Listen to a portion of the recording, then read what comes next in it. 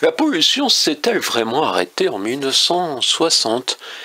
Dit sous cette forme, on pourrait croire à une forme de provocation. Pourtant, c'est l'impression que j'ai eue en lisant la lettre ouverte aux gens heureux qui ont bien raison de l'être d'un certain Louis Poels, qui fut peut-être la référence des jeunes années d'Aurélien Pradier. On ne sait pas, c'était, vous en souvenez, la grande pensée du Figaro, et le Figaro reste, je crois, un grand quotidien pour certains.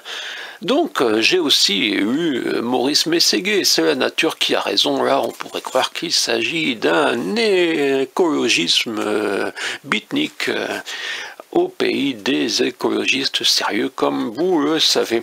Mais en tout cas, c'est le point 126 de mon essai, toujours invisible naturellement, même chez les écologistes, même au Figaro. Louis Poels, je vais vous en faire la lecture, même si ça va être un peu long. Louis Poels, vous vous souvenez, il est né en 1920 et a eu le temps de sabrer l'élection de Jacques Chirac. Il est mort le 28 janvier 1997. En 1977, il avait obtenu la direction des services culturels. L'année suivante, lancé le Figaro Magazine, un hebdomadaire qu'il dirigea seulement à partir de 1993. Oui, je saute parfois quelques lignes, vous pouvez vous en apercevoir, mais c'est pour être plus rapide ici. J'ai lu sa grande œuvre de 1971, Lettres ouvertes aux gens heureux et qui ont bien raison de l'être. Le titre me plaisait d'une certaine manière, je n'en fus pas déçu. Comment cet homme a pu s'imposer comme référence de la droite? Certes, quand on observe le niveau d'un Pradier, on se dit qu'il faut du rudimentaire avec comme critère la rentabilité.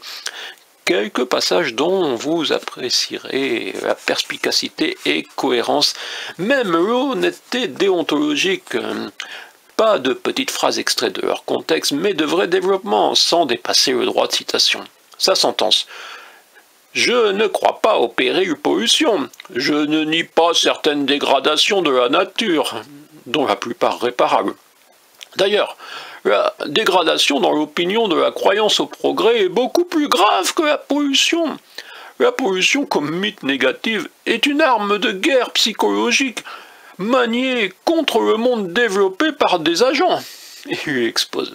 Aux environs de 1960, la plupart des problèmes de pollution industrielle avaient été maîtrisés sur le plan technique.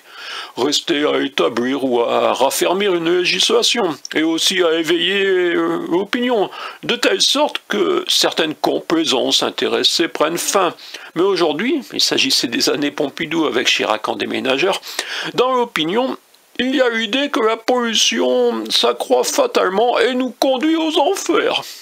Et d'apporter un exemple, Londres, où la quantité de fumée dans l'atmosphère fut réduite de 80% et la lumière touchant le sol avait augmenté de 50%. Sans citer son grand smog de 1952, qui certes ne semble jamais depuis avoir connu une telle épaisseur. Et il essayiste de continuer. C'est à cette époque que parut le livre de Rachel Carson, 1962. Cette malheureuse, mourant d'un cancer, était persuadée que sa maladie venait du DTT. L'influence de son ouvrage, Le printemps silencieux, fut désastreuse. Au lieu de combattre les insectes, on combattit l'insecticide. Grâce à Louis Poels et ses épigones, les insecticides retirés du marché ont toujours été rapidement remplacés par des équivalents dont la nouvelle toxicité devait être prouvée par les victimes avant d'enclencher une procédure de retrait. Naturellement, on aborde le point crucial de la nécessité pour les victimes de démontrer la relation de cause à effet, quand le bon sens ne pèse rien face aux arguties des avocats. Ainsi, une étude de 2014, publiée dans le Journal of the American Medical Association, signale une présence de DTT 4 fois plus importante chez les patients atteints d'Alzheimer. Tout cela ne constitue pas une preuve. Ce bon Poels, on y revient, pouvait naturellement étayer son argument d'étude. On sait aujourd'hui que les références et informations tendant à présenter ce produit comme ayant une persistance infinie, s'accumulant sans limite dans les tissus humains, étant responsable de la disparition de milliards d'oiseaux et de poissons et produisant chez l'homme des effets pathogènes et cancérigènes, ne repose sur aucune base scientifique. Entre parenthèses, communiqué de la Chambre syndicale de phytopharmacie et de la protection des plantes, reproduit par le journal Le Monde. Si en plus Le Monde a reproduit, inclinons-nous. Paragraphe suivant. Le DDT, enfin reconnu inoffensif après 10 ans de panique stupide, on a nourri la psychose avec le mercure. Sur son inoffensivité, je vous invite à consulter les causes de son interdiction. Quelques pages plus loin, je ne résiste pas au péremptoire Powell.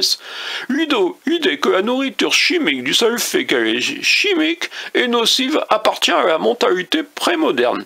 Il a fallu 30 ans de lutte pour anéantir l'idée que les engrais artificiels détruisaient le sol et produisaient des aliments malsains. Mais bien sûr, il règle également le cas du nucléaire. Nous aimons ensuite le péril des retombées. Chaque explosion expérimentale bousillait l'atmosphère en proportion géométrique, on allait tous devenir radioactifs. Mais il s'accorde la médaille du bon sens. Certes, mieux valait ne pas faire péter l'atome à l'air libre.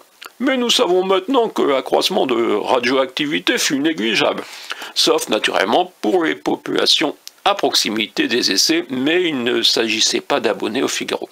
Ce monsieur n'a pas eu le temps de lire la loi du 5 janvier 2010 et sa procédure d'indemnisation pour les personnes atteintes de maladies résultant d'une exposition au rayonnement des essais nucléaires français réalisés dans le Sahara algérien et en Polynésie française entre les années 1960 et 1998. Ces maladies sont inscrites sur une liste fixée par décret en Conseil d'État qui détermine les 23 pathologies reconnues comme partiellement radio-induites, conformément aux travaux reconnus par la communauté scientifique internationale ouvrant droit à indemnisation. Pourtant, dans son livre, 2 réflexions méritent d'être exposées pour méditation.